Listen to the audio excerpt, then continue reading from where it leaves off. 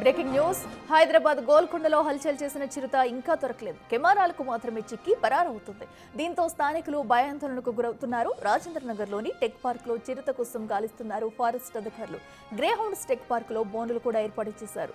చిరుత కోకాపేటలోని వెళ్లలేదని చెబుతున్నారు అధికారులు. అయితే మొన్న గోల్కొండ పరిధిలోని ఇబ్రాహీంబాగ్ మిలిటరీ ప్రాంతంలో రోడ్డు దాటుతున్న దృశ్యాలు సీసీ కెమెరాలో రికార్డయ్యాయి.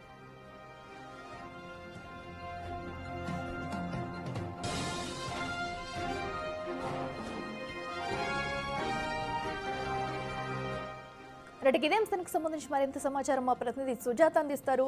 సుజాత, చెప్పండి. అటైతే హైదరాబాద్ లో ఇంకా చిరుత జాడ దొరకలేదు. అయితే కేవలం సీసీ కెమెరాల్లోనే అటు చిరుత జాడ అయితే రికార్డ్ అయింది. సో ప్రస్తుతం ఇంకా తనిఖీలు చేస్తున్నారా? చిరుత కోసం అధికారులు గాలింపు చర్యలు చేస్తున్నారా? డీటెయిల్స్ ఏంటి?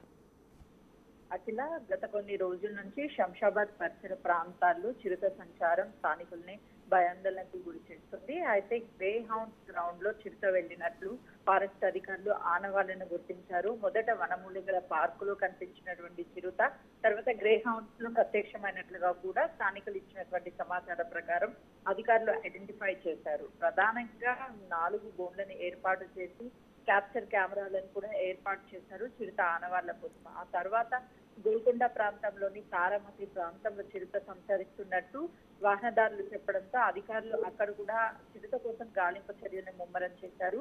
అక్కడ చిరుత ఆనవాళ్లు ఎక్కడా కనిపించలేదు. అయితే ఈ రోజు ఉదయం కోకాపేటలో చిరుత సంచరిస్తున్నట్లు కొంతమంది చెప్పినటువంటి సమాచారం ప్రకారం అధికారులు అక్కడ చిరుత కోసం గాలింపు చర్యలు ముమ్మరం చేశారు. అక్కడ వెళ్ళింది చిరుత కాదు, పిల్లి అని చెప్పేసి ఐడెంటిఫై చేశారు. ప్రధానంగా ఇప్పుడు ఈ చిరుత గ్రేహౌండ్ గ్రౌండ్ లోనే ఉన్నట్లు అధికారులు అక్కడ ఏర్పాటు చేసినటువంటి క్యాప్చర్ కెమెరాల ఆధారంగా ఐడెంటిఫై చేశారు. చిరుత ఆచూకీ కోసం ఆ చిరుత ఆనవాళ్లను గుర్తిస్తున్నారు. కానీ చిరుత కోసం ప్రత్యేక బోర్డు ఏర్పాటు చేసి అందులో మేకల్ని వెలగా వేసి పులి కోసం గాలింపు చర్యలు ముమ్మరం చేసినప్పటికీ చిరుత కోసం ఎక్కడా చిరుత అయితే మాత్రం బోన్లకు చిక్కకపోవడంతో అధికారులు 24/7 కూడా 24 గంటలు ఆ చిరుత కోసం అయితే గాలింపు చర్యలు ముమ్మరం చేశారని చెప్పుకోవచ్చు.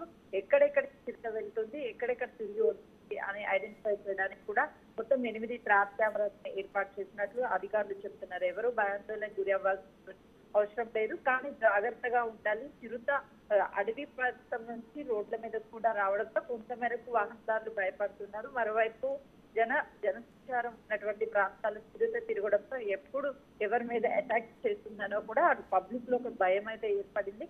కానీ చిరుత స్టాండర్డ్ గా గ్రేహౌండ్ గ్రౌండ్స్ లో ఉండడం లేదు.